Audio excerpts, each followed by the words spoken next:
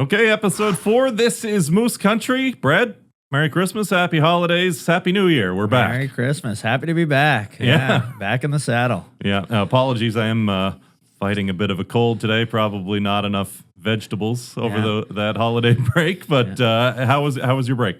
It's good. It was back in Cape Breton for 7 or 8 days, and my mother's birthday's on the 24th, so always chaotic, but it was great. How was yours? Excellent. Yeah, great, and great to be back. We got, we're recording here on Monday. Got a game coming up tonight, and then a big one, of course, here in town tomorrow afternoon. You'll be seeing this and listening to us on Wednesday, however, so lots to happen between now and then. But yeah, I got my mom in town now, so she kind of makes it a tradition with my family to go to the New Year's Eve game, so nice. That'll be good as well. But that'll be good, and sold out too. So that's exactly. A little plug for us. That's right. Yeah, sell out in Cape Breton. So great awesome. for them. It's good for the battle in Nova Scotia, and we'll see how she goes. Got back in action on Saturday night though. Team got to see that first goal from Quinn Kennedy, first from Justin Breton, but overall not a great night for the Mooseheads in what was a 6-2 loss to the Acadie-Bathurst T-Town.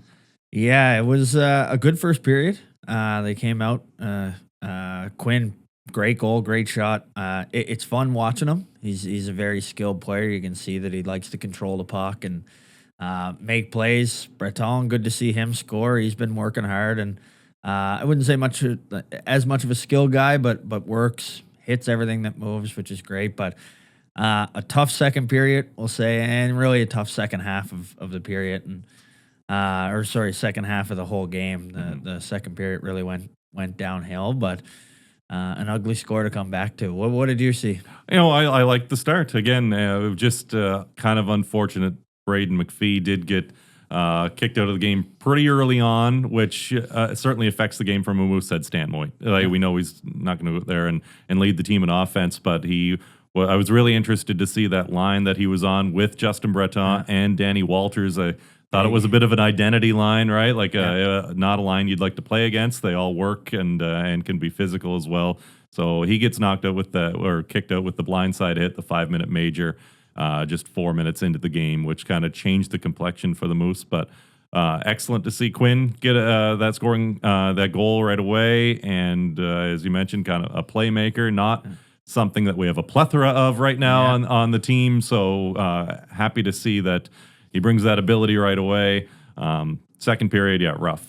Shots were 22-5 for Bathurst, and kind of went downhill. I don't think Rousseau was bad in the game. He gave up a lot of goals, but he just made a lot of initial saves. Didn't get a lot of help on the rebounds at times, and it got out of hand in a hurry there, especially in the later half of that second period. So again, positives and negatives, things to work on, and I think it's the ups and downs are a lot of what we're going to see coming here in the second half of the season. I think the thing too with a guy like McPhee, like his game is energy, and he knows that, and you've seen it so many times this year and throughout his career that when the game is getting slow and we're not playing well, he's the guy that kind of drives everybody into the fight.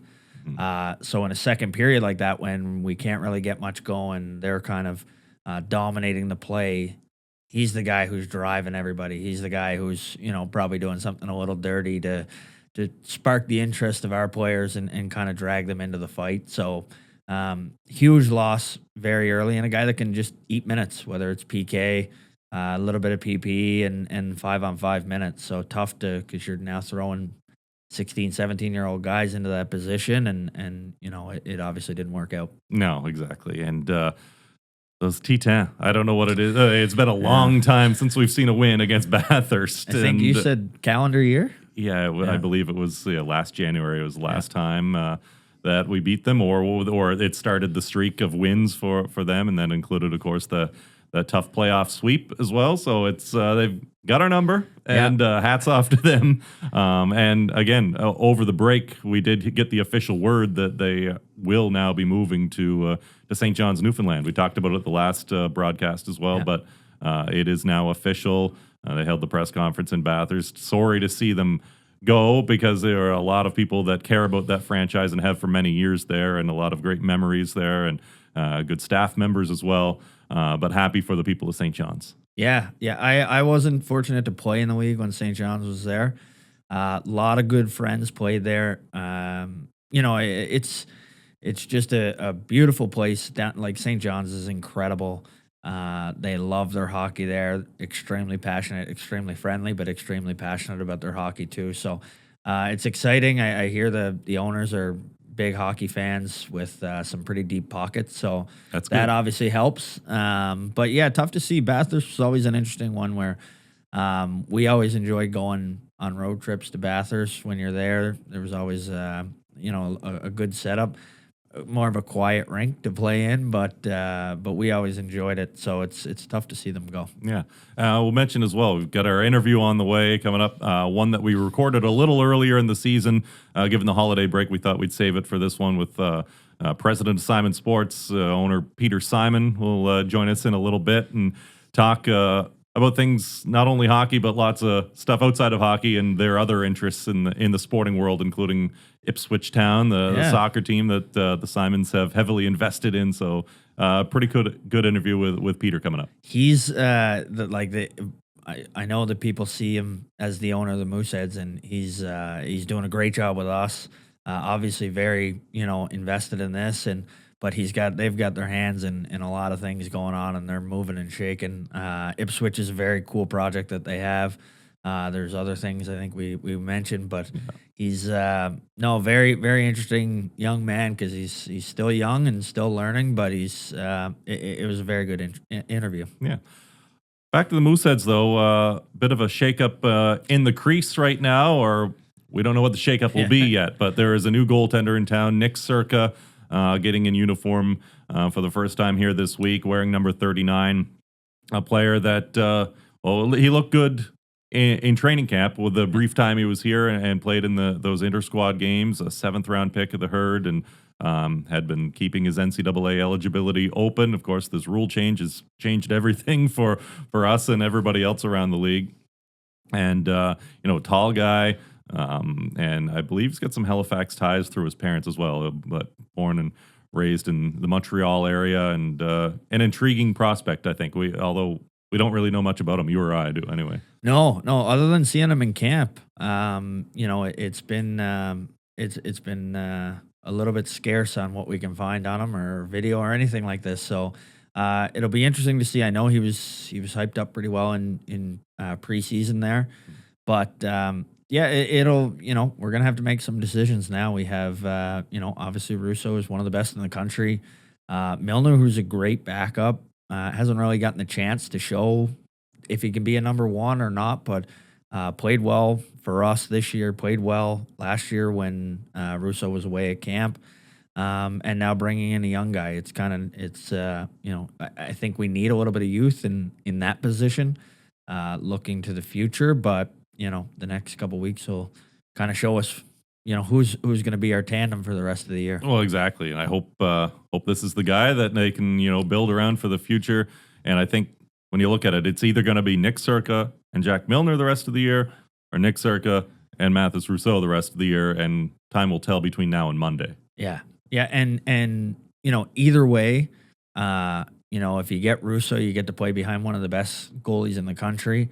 If you get Milner, the only thing I've ever heard about Milner is he's one of the best guys Absolutely in the world, is. one of the most positive guys in the dressing room. So, as a young guy coming in, to have him as your leader, it just sets himself up for success in the future. Yeah, so we'll keep our eye on the goaltending situation with the Mooseheads as that evolves this week.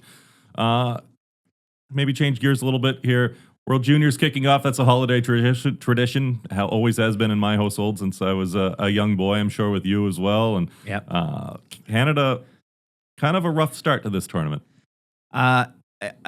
It's good and bad, we'll say. And we mentioned this when we were off the air, but I said the beauty of the loss to Latvia and the game against Germany, maybe it shows that Canada's not as strong as everybody thought they were, but it also shows that these other countries are getting better. Having the 12-0 game on Boxing Day. Everyone kind of sits down and you play against a lower end team, and Yeah, it's never fun to watch. Yeah, it's 6-0 in the first period, and you turn it off, or you keep it on to watch the next 8 goals. So it is good to see that other countries are getting better, and Latvia's tough to play against. Like the States played them, they played them tough. It wasn't an easy game for them.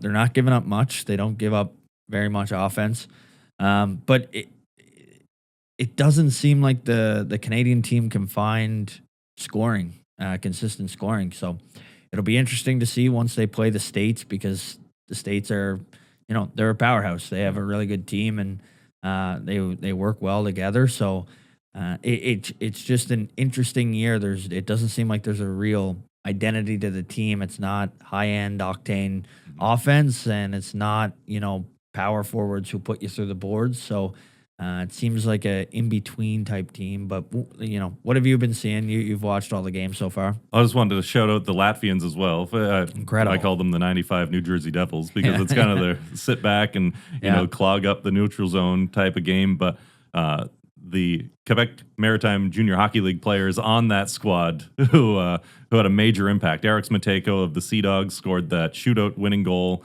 Boulins from Chicoutimi had the game-tying goal to send it to overtime, and of course Feldberg's the goaltender from Sherbrooke, who was outstanding with 55 plus saves, perfect in the shootout. So pretty cool for the Q players to have a game like that against Canada.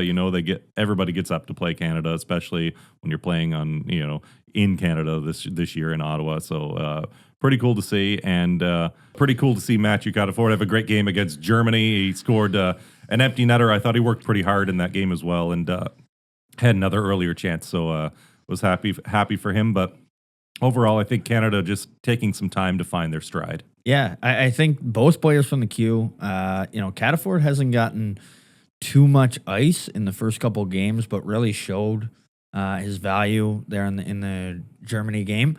I find Gauthier is playing really well. He's very consistent. I thought he was the best player against Finland. But no, it's good to see for Cadaford. He had a couple chances. He had the one slide across the goal line there and then got one. So it's good to see. Good to see an ex-Moose doing well. I did want to bring up, I despise the goal song. I know it, and I don't even get why people get so worked up and excited about, what's the goal song going to be? Because in the end, I really don't care. But I don't care, but I do. But care. I hate it. I know. Heave Away was tough to top, right? No, it was so good here, and it had the identity of Halifax, and it was cool. This doesn't scream Ottawa to me. No. Live for Life, is that what it's called? The only time I think I've ever heard it is Montreal Canadiens games years ago. They played that song a lot for some reason, and so I'm not a fan. Heave Away is a tough one. You lived it firsthand here, but I was away when World Juniors were going on here, and Heave Away was one when I was in Vancouver. Everyone was still like, "Oh my god, this is one of the coolest songs ever." It just fit for the tournament. It got everybody excited. I don't know if this song does that or not, and I will say we were going to do a segment where you sing the song, but because of your cold, we won't do that. So dying here, man. Yeah, dying. But no, it's an interesting choice for sure. All right, Brad, time to get into a little segment action now, and one we're going to introduce today. It's Fact or Fiction with Mr. Brad Kusner. This one, I'm going to read some statements. You choose fact or fiction and kind of explain your reasoning for this. So, You ready? Nervous. Yeah, I bet. I bet you are. All right, number one. Moncton will win the Gilles Courteau Trophy. I will say that is fiction. Really? Yes, I will say I think our division is a little too tough. Our conference is a little too tough. I look at a team like Drummondville, who's kind of steamrolling the other side. Rimouski, who just loaded up. They're obviously in the Memorial Cup, but they made some big moves. Vachon and Levine, some great players, and I'm sure there's more to come. Nothing from Moncton really yet, right? Just not much. I'm sure Taylor's still the GM there. I'm sure he's still looking. But I just it's going to be a tough road. Third place right now is Rimouski, and sixth place is Cape Breton. Cape Breton's not an easy team. Bathurst, Bakemo is 4 or 5. So there's good teams all the way through the conference. I'm going to say fiction. All right. Sticking with the Eastern Conference, I will note that Rimouski's come out of the gate here in the second half after loading up. I know they're missing Catafor or whatever. But a couple of tough games. They've lost both heading into New Year here, and have been surpassed. So I'll say Chicoutimi will finish ahead of Rimouski in the standings. I think Chicoutimi is a great team, great young team. I'm going to say fiction. I think with the additions that Rimouski added, I think, and going for Mem Cup, I still think there's more to be done there. I think with a lot of older guys, a lot of leaders, you get Catafor back. I think you'll see an explosion in the second half by Rimouski here. So they're just, once you put their lineup together, they're kind of too deep not to blow up, in my opinion. So I will say fiction. Okay, fair enough. And Chicoutimi, by the way, their best players are still a year away, right? Like they're going to be, which is scary. They'll be the team next year. Yeah, definitely. Yeah. Number 3, the Mooseheads will make another trade before the Monday deadline. I'm going to say fiction. I think if you look at our team, we got a lot of young pieces or older pieces. That normally in a year like this, you'd try to move. I look at a guy like Schultz. I think he's very valuable as a 20. It'll be harder to move him. Obviously the question mark would be around Russo. Mm-hmm. A lot of teams that are going for it have good 20s, unless, somebody makes a drastic move at the very end to try to bulk up, because he's a guy who can change your team. Well, he can win a series. He can win a series. He can win, a couple, because he's that good. But just looking at the market, I'm going to say fiction. That will either please some fans or disappoint some fans. I think it's a very polarizing topic, because of course we'd love to see him finish his career here. Yeah. And then there's the fans that want to get assets for the future, and some of us as well. So it's that's a tough one. Yeah. Rimouski's Jonathan Fauchon will finish with more goals than Bakemo's Jeremy Poirier. I will say, again, fiction. Although neither of them are leading the league right now, mm-hmm. I find Jeremy Poirier one of the most interesting players in the league. Fauchon's a driver. He's a great player. I think he's going to be up there in the leading points, leading goals. He'll be right there. But Poirier's just watching him when he came to town and watching him throughout the year. I love his shot. His shot is incredible. And he doesn't look like he's driving the play. He doesn't look like he's skating hard or working hard. And then he'll, I watched a game against Moncton, and he got it behind the goal line, and it almost looked like he didn't want to, he had to skate all the way up the ice with it. And he looked upset about that, and then ripped it under the bar for a goal. So his pure talent to score goals is incredible. I'm going to say that by the end of the year, he'll lead the league. So I will say fiction. All right. Well, I'll go with you. Poirier gets the most goals. Fauchon leading scorer points-wise. Yeah. Because I like that. He's on a loaded team. Yeah. Fifth and final one. Fact or fiction. Canada will win gold at the World Juniors. I will say fiction. 5 fictions. 5 fictions. Probably a controversial one, although they haven't had the best start. I just think there's so many teams that are good in this tournament. I think the states are loaded up. I think there's other teams that are tough to play against, and I don't know if they have as much bite to push back. And I don't think they have the high-end scoring to compete with a team like the States. So I will say fiction. All right, there you go. Fact or fiction with Brad Kusner. He says that Moncton will not win the Gilles Courteau Trophy. Rimouski will finish ahead of Chicoutimi. The Mooseheads won't make another trade.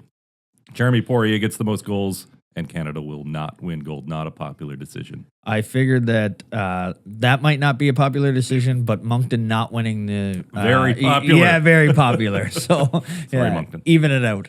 Yeah.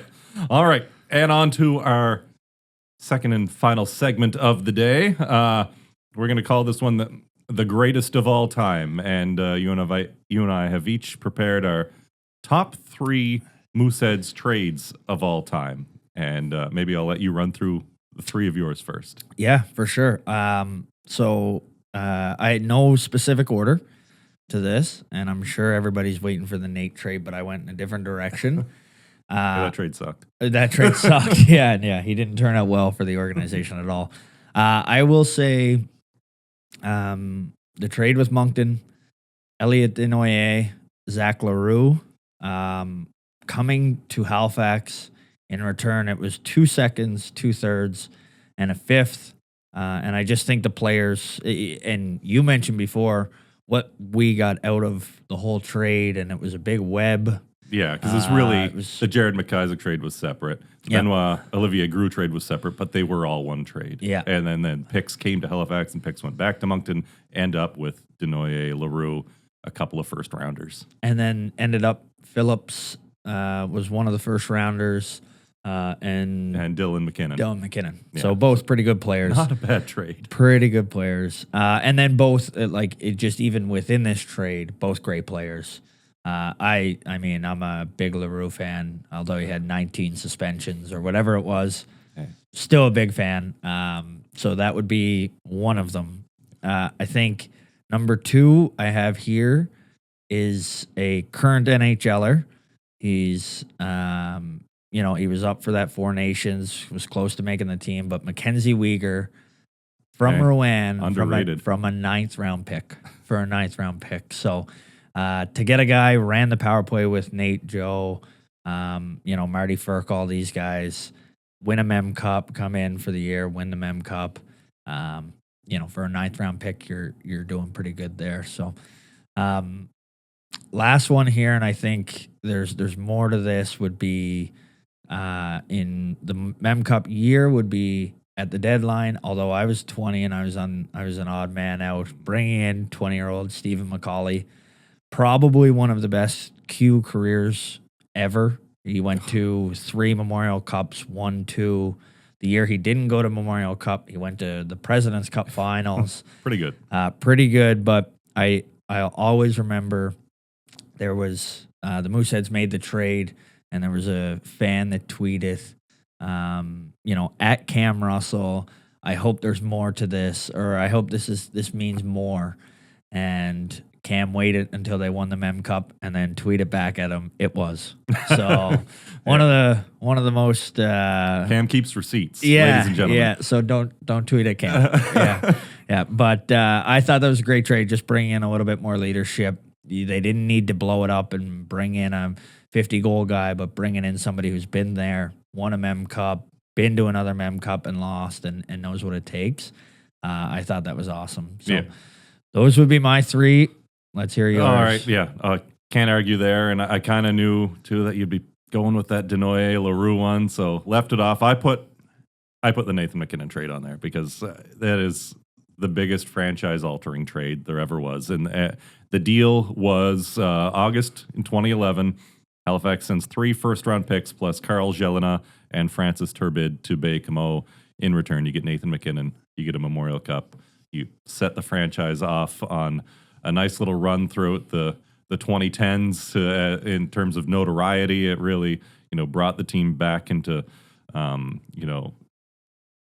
circles, people talking about the team around the nation for many years, and it kind of hasn't slowed down since. It's just been a spiral from that. So Nathan McKinnon, that's fair, altering the franchise. Yeah, that's fair. Second one for me, I was here for, and I enjoyed this player so much. I thought he embodied everything that there was to be a Moosehead, a true leader. Didn't wear the C, although he probably could have.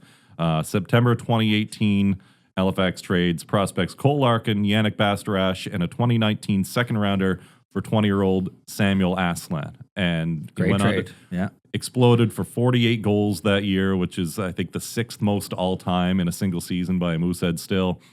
He was just the heart and soul of a team that went to both the President Cup final and the Memorial Cup final, hosted here, of course, in Halifax. And he was just such an incredible person off the ice and really helped that team bond a brotherhood like I maybe haven't seen on some of the other teams here over the years. It was fun to watch, and even though he's only here for a year, a legendary Moosehead, I think, is Samuel Aslan. So Incredible pick. That's number 2 for me. And number 3 was another trade that was not popular at the time. Zach Fucale going to the Quebec Remparts in December of 2014 to open that trade deadline. Obviously Zach meant so much to the people here and to the team.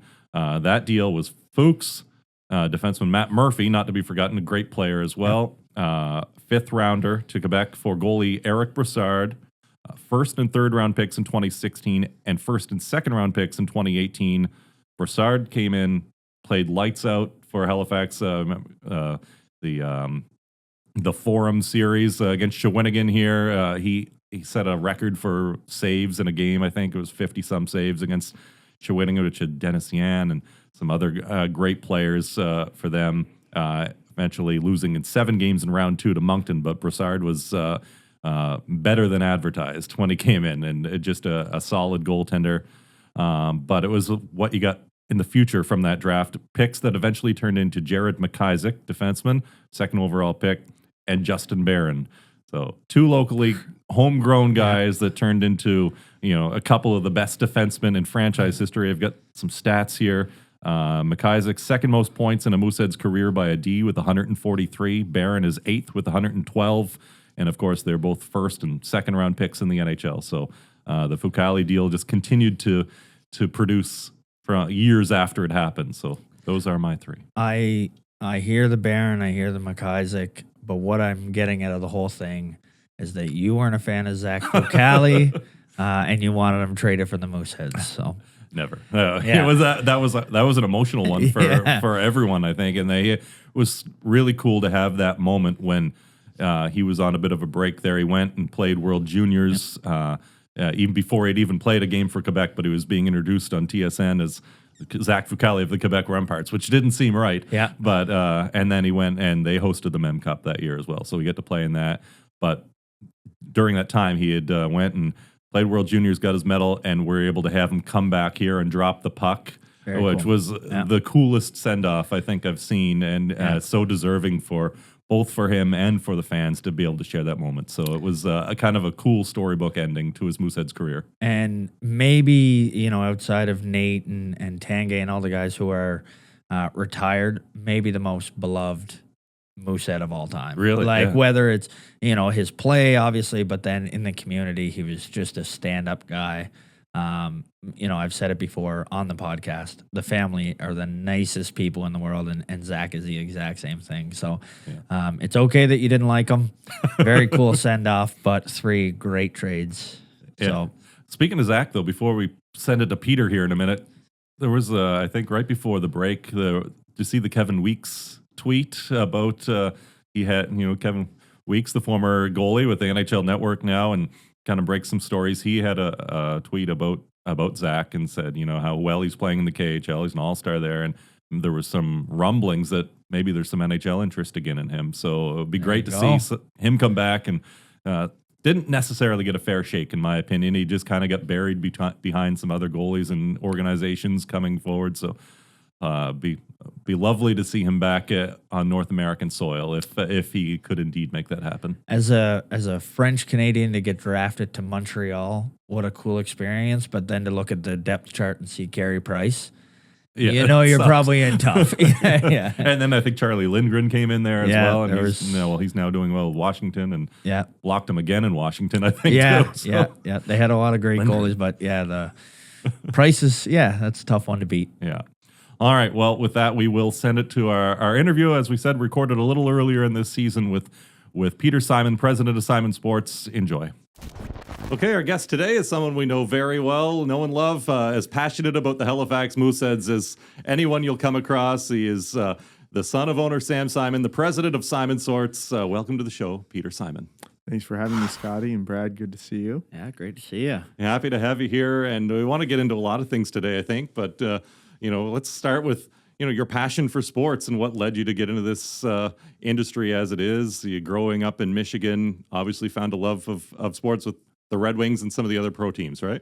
Yes, of course. Growing up in Michigan, of course, surrounded by hockey, But more than that, just loving sports from a young age. I played different sports growing up.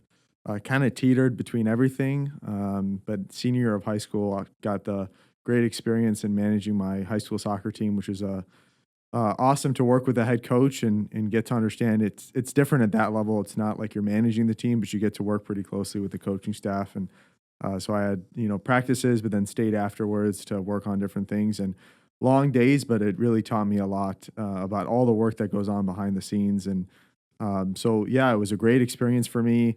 I did a lot of video stuff there, and growing up as a kid, certain kids are different than others. They want to do something and then they change their mind. But for me, it was always, I knew I wanted to work in the industry. I knew I wanted to be, a sports executive, and I didn't know what that meant. It was going to be with my dad, if it was going to be, working for a team. So if I wasn't doing what I'm doing now, which I love, I would be working for a team or trying to do something in the industry. But it just happened to be with my dad, which makes it that much more special. And my dad has also always loved sports, so he's always loved sports as well, and he loves the competitiveness of it. So it kind of was a really natural fit, and he's tried to invest even before I was old enough to do something with him in teams, and it never really worked out. But then it was perfect when I graduated from college, and him and I chatted about starting a sports investment firm.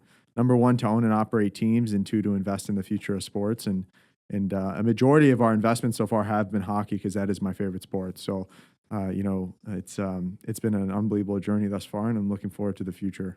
You're one of those teams you thought about investing in, Detroit Pistons, right? Yes, yeah, 2010 when Davidson and his widow Karen Davidson, they were looking to sell the team.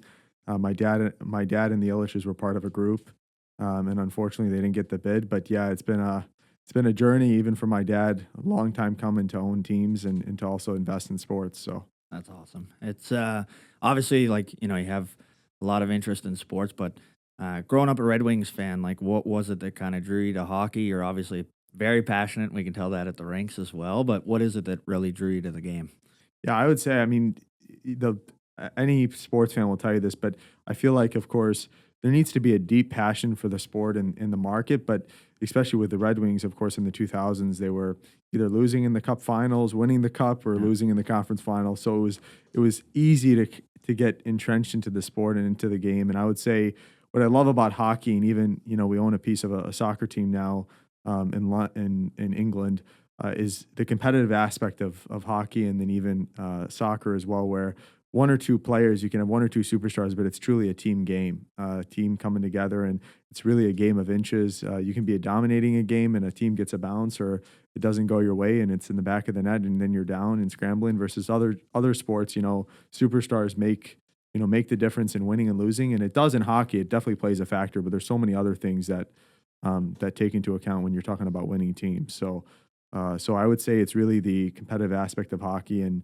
truly it's a team sport, and it's not just about one player; it's about a team. And then I think it's cool, even last season, like seeing beginning of the year to end of the year, the progression of certain players, and then even the progression of the team, and really forming a bond. And you spend more time, like for the players, you spend more time with your teammates and with the coaching staff than you would do with your family. So it truly turns into a family.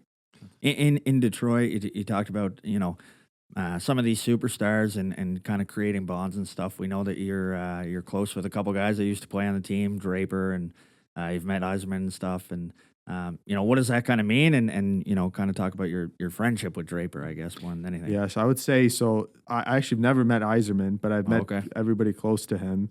They really have they have a good bond between everybody. Everybody gets along, and I think a cool aspect of it is the fact that the former players, they all want to still be involved in the organization, which is really cool. But they've been incredibly friendly, and hockey's I always say sports is a big, small world where there's a lot of people in sports and there's a lot going on, but everybody seems to know each other. And being local in Michigan there, it's cool that, they're very supportive. I'm supportive of the Red Wings, of course. It's my hometown team. And when I'm there, I try to get to a lot of games, but they've been just really friendly and wanting to help out. And hopefully, they've been good to our organization throughout the years as well. Got to go back to the Pistons for a minute, because I know you guys had talked about going to a lot of games and having pretty good seats as well. And I think Sam mentioned something about maybe having a bet with Mark Cuban at one point. Yes. Yeah. I should bet over a game. The Mavericks and the Pistons were playing, and Mark Cuban actually sat right next to us because we had courtside seats. And then he said, we'll bet that if the Mavs beat the Pistons, I can't remember what my dad's part of it was, but basically Mark Cuban was, if the Pistons won, Mark Cuban would fly our family out to Dallas to see the All-Star game and all the events around that weekend. And the Pistons won, so it was a great experience to There go to you go. Dallas, That's see the pretty All-Star sweet. game, Yeah. and it was a lot of fun. So we can expect Mark Cuban to be at a Mooseheads game. Is that what we're getting at? Brad, maybe if you talk to him, yes. Yeah. We'll give him But a we'll call. see. Yeah, We'll yeah. see. He is quite the business development manager. Yeah, so, yeah, you never know. Yes, come on, Brad. Let's get it done. Now, obviously, ownership was your goal in terms of owning a sports team. You create Simon Sports as well and start with that. But at what point do you start pinpointing a franchise? And what in the world would lead you to Halifax? Yeah. No, I honestly, first time we ever came to the city in this area was, in November, a couple of years back. And I remember we landed and it was must have been middle of the thunderstorm and a hailstorm. And, we had been looking when we started our firm, we'd been looking at a couple teams in the CHL and built good relationships with the commissioners for all three leagues. And we went through different teams, 3 to 4, before we landed on Halifax. And this is just a special area. So we landed here, and I still remember we were driving, and we were like, "What did we get ourselves into?" Because it was middle of a thunderstorm, just not the best time to be here. It's great to be here, in the summertime, but wintertime, of course, cold and snowy, rainy. So we landed and in the car, and I still remember it felt like the car was changing lanes because of how bad the wind was. But when you drive over the bridge and you come to the city here, you meet the people. We went to the game that night, and you really get an understanding of what the team means to the community. What remarkable growth is happening here between buildings going in, between immigration, and even just the people here are really friendly and lovely. So what we like to do with our sports teams is, when we're identifying an opportunity, is to really build a relationship with the people that we're investing with or looking at the opportunity for, because there's so many investment banks out there. There's so many other people that are just trying to shop around deals. And for me, it's number one, there's a critical time frame to do that my dad and I don't particularly like. And number two, it's hard to really build the direct relationship without it being in the public and in the media and the press. And we want to make sure it's, number one, comfortable for us, and number two, of course, comfortable for the person that we're dealing with and for the community. So we like to take our time with every deal that we like to do, and we like to make sure it's directly with the buyer or the seller of the deal, rather than going through a third party or an investment bank. And we don't like to work on a particular timeline, where we like to take our time to go through diligence and really make sure to look at the opportunity. And then the bottom line is we like to be in the growth stage. So anything we like to invest in and get involved with is, how do we take what is a good foundation, a really good asset, and then look at the next 50, 60 years and look at how we grow that asset and really look at how we maximize the asset, because we really believe that there's a lot of fun when you're on a journey, and there's a lot of growth to be had, rather than getting involved in a certain point where we don't like to just be in the maturity stage. We like to look and see where we can grow the asset, the team, provide more resources, and really feel like we're part of the team. And when you're here for that first game you watch, were you both 100% on board at that point, or were you bugging your dad like, "Hey, we should do this," and he was a little less It took confident? more time, yeah. It did. We actually made a second visit and then a third here before we decided, to officially, get a deal done. But at the same time, we were going through diligence during that time frame in between visits. So that's, part of the whole thing. We really wanted to make sure it was a good fit. And we actually sat center ice throughout the whole process as well, which my dad and I still do, because we love the atmosphere for games there. And you get a good vibe of what's going on around you, and even walking concessions and seeing where some of the opportunity is. I was going to talk about that later on as well. Most owners, I see, sit in the luxury suites, or they're up in the press box, not always down amongst the fans. Why is that? Is it just because you're a fan yourself and you want to experience it the way that everyone else does? Yes, that's a big component, but even just to be in the presence of all the fans and everybody who's so passionate about the team. And then you actually, there's more memories that are made there, because I give you an example. I don't know the name of this fan, but he's an older gentleman, but he must have like a 20-some-year-old Mooseheads hat, and he was sitting behind my dad and I when we visited one time, and I remember he was yelling at the refs and screaming at the refs, and my dad and I were looking like, that is just awesome. I mean, that's must have had those seats for years and years and supported the team. But to see that passion still for that gentleman, like it brings, it's truly joy to my father and I's heart. And you know, it's just, these are the types of memories we want to be a part of. And it's hard to get that when you're up there, and it's hard to really get the atmosphere of the game up there versus being, you know, with the fans. Yeah, absolutely. And I guess everything that you guys are doing really is, in the end, is for the fans, right? You want them to have the best experience possible. Exactly. Yes, exactly. I mean, truthfully, we always say it's not my dad and I say it's not our team. You know, we're just stewards of the team. It's really the community's team, because at the end of the day, our fans, our community, and everybody in Halifax is what makes the team successful.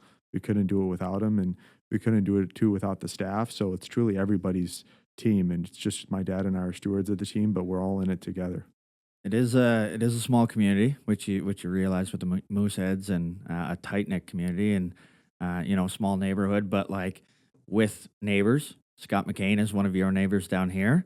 Being an owner of St. John, getting into the industry with the junior hockey. What's it been like having him as kind of a mentor, and dealing with him, and then what's it been like with the other owners kind of coming in as a new owner.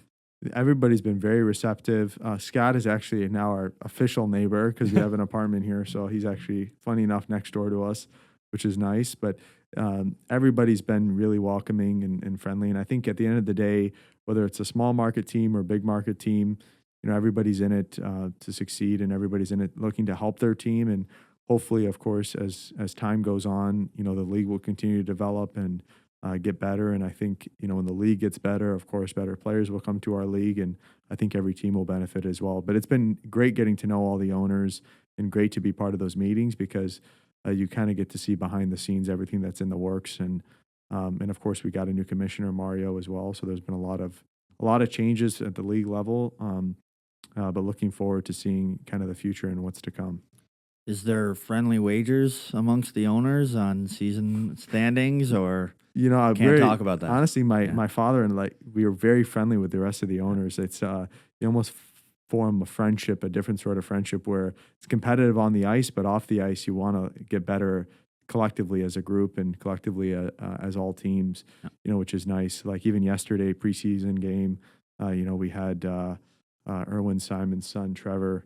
I met up with him and met up with Sly, who's the GM of Cape Breton. So it's been nice to kind of get to know them. But it's those types of things, right? Where if owners are in different markets, texting the other owner and getting together, and then you kind of form a friendship from there. Yeah, and you guys are 100% owners now. Just in the past couple of months, kind of came to fruition. What changes for you guys in terms of having that full autonomy, I guess? I just think there's a sense of, biggest thing I believe is just the pride, of course, and not having to to get approvals for certain things, but just the bottom line is, if the opportunity arose, my dad and I always believed it was the right thing to do.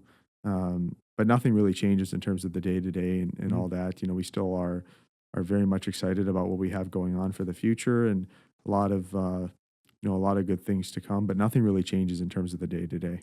You're kind of putting your stamp on the team this year. It's about a year and a half in of ownership, and seeing some more changes. You're at the start of a new cycle in terms of the product on the ice as well, and you get to experience the draft in a great way with the first round pick and being up on stage, and then new regime in terms of coaching as well. What went into the coaching search to get Andrew Lord? You basically scoured the planet, I think. Yes. What tools did you use to find him, and why is he the right guy? So for the first time, I don't think we've ever done this, but we used a recruiting firm. Why we did that was, of course, hockey's as I said, it's a small world. And a lot of times when you're looking for a coach, resumes will be submitted, but friends of friends, and it'd be a kind of a natural evolution to then find a coach that route. But we wanted to do a more comprehensive search, look worldwide, throughout different leagues, and look at different talent that were in those leagues. And Andrew was one of the final candidates we met. We probably met with over 10 candidates, and really took our time. I met with him about 3 times. And what we really liked about him was his presence and his passion for the game. I mean, it's contagious when you walk into RBC, how much passion he has, how early he gets to the rink. and just the energy, and the kids feed off of that, I truly believe.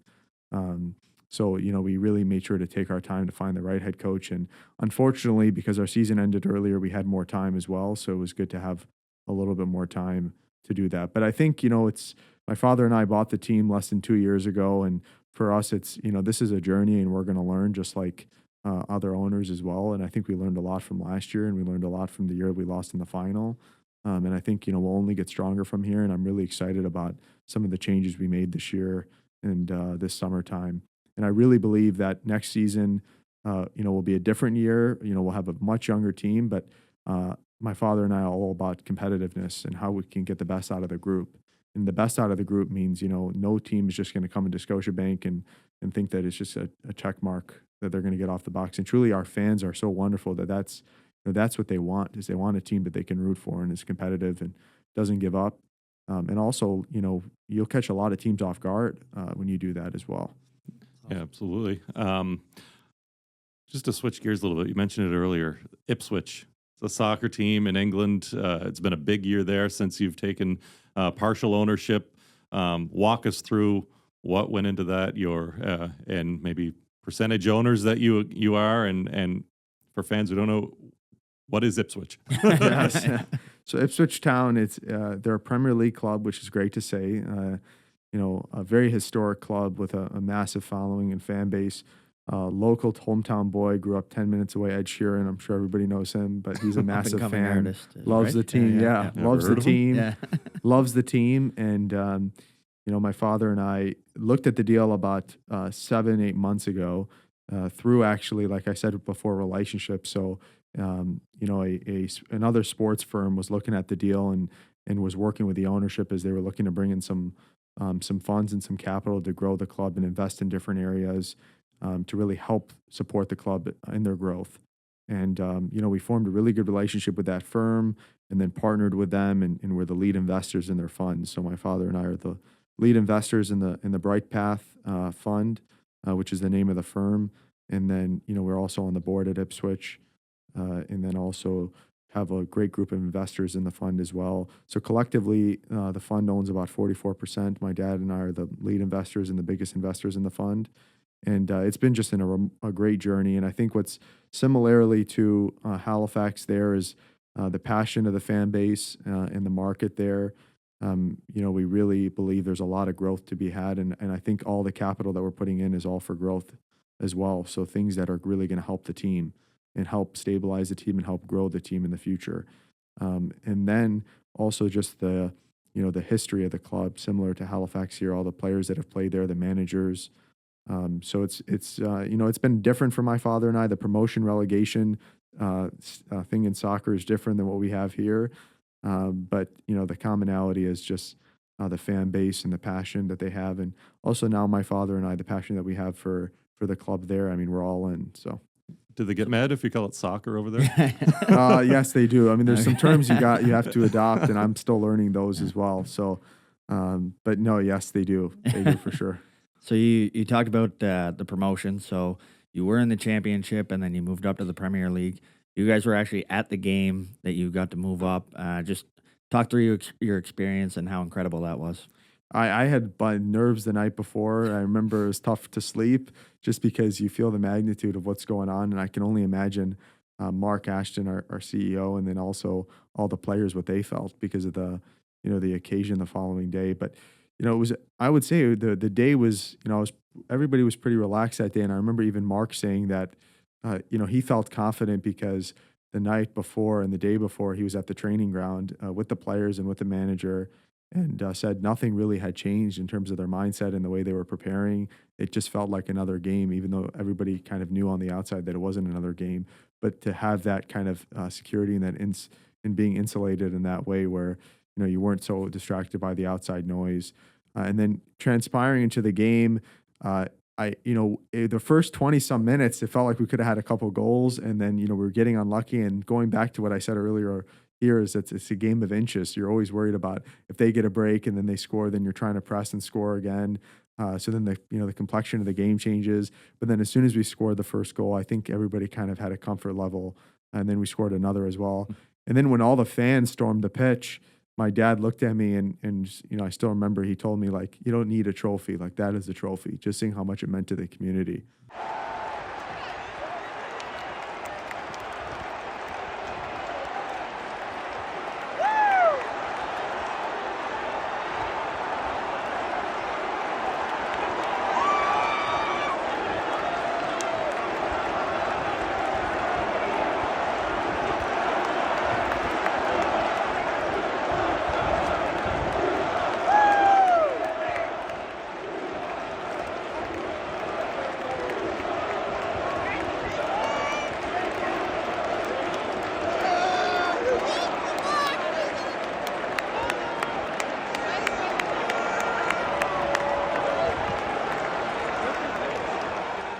So that was, that was a memorable day I'll never forget. I'll never forget part of what I love about this journey that me and my dad are on is, you always remember, the start of something, or, a big accomplishment. Like I still remember when we beat Sherbrooke in 2023. I still remember running down from the stands, and me and my dad, were cheering, screaming, and yelling because we honestly, we were worried, of course, after losing the first two here, and then just to see the way that the team rebounded. But these are the memories that sports creates. It truly brings people together.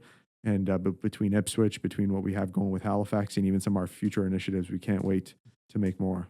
Yeah, also involved in, is there a golf Yes, company on the app, side? yes. Yeah, tell us about that. Golf Mind and Body is one of our tech investments in sports, also on the board there. But that one's really focused on the everyday golfers who don't have pro level resources like a mental performance coach, a swing instructor, or a fitness instructor in the gym. How can we give them those resources through an app that you pay for a subscription? We have a tech platform that takes a bunch of tests and does a kind of a baseline reading of where you're currently at. And then from there pairs you with instructors in your area. And then you can get lessons, and you can also look at general instruction videos to really holistically take your golf game to the next level if you're not a pro.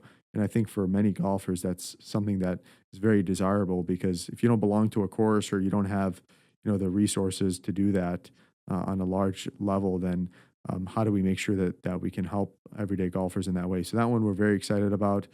We have a partnership with Troon, which is one of the large golf course operator in the world, to really offer it to the members as well. So a lot of good things with that app as well. That one's passive, so it's not like what we have here in Halifax or Ipswich, of course, is on a much bigger level as well. But we still enjoy these investments. And you did get to go to the Masters because of it, Yeah. right? So, Yeah. favorite experience from there? I would everything, to be honest. I can't pinpoint one. Why? Because the minute you walk on the grounds of Augusta National, it's a special place. I mean, and they take away your phones as well. Not take away your How phones. hard was You're not that? allowed to have your phones, huh? How hard was that not to have the phone? Yeah. So first year it's tough, but then you really enjoy the entire experience, which I think is That's awesome. important, because if you don't have, if you're always on your phone, or if you're trying to snap pictures, you would be snapping pictures every 5 seconds Right. there. So it allows you the opportunity to really enjoy the moment, to get to walk around and the people that are there. You see celebrities, you see golf icons, sports icons, you see members with their green jackets on walking around with their families. And then the courses, I've never seen fairways that green. I've never seen, greens that are taken care of in that way. So you truly know you're somewhere special. Even to be honest, even when we came here to Halifax, going to that game, you knew you were somewhere special. When you get to a place, the passion and even just the respect that everybody has for each other there. That's awesome. I feel like we breezed over this, but we talk about celebrities. Ed Sheeran's part of your ownership group. How does he get involved?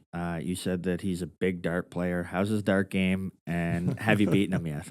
I've never played him in darts. I think Okay. I'd lose for Yeah, sure yeah. because I've never done it. But he's just he wants to help the team in any way possible. He's incredibly humble, very nice guy, but really just wants to help support the team. And for him as well, like, he's seen the team in their dark days, and now has seen the revitalization of his hometown team. So he loves just being a part of the ownership stack in whatever way he can help. He has a box that he watches games from, but is very, very supportive and willing to help in any way. And but very humble. You would never know, if people were to meet him, you would never know that he is who he is unless Of course, a bunch of people listen to his songs, but of course, you would never really know who he is just based on his character. He's such a good person.